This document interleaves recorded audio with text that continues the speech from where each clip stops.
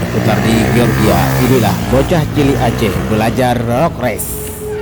Rock race-nya memang luar biasa.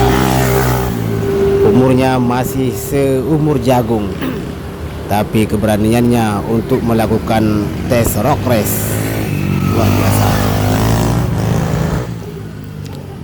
Inilah generasi pembalap terbaik. Semoga sukses.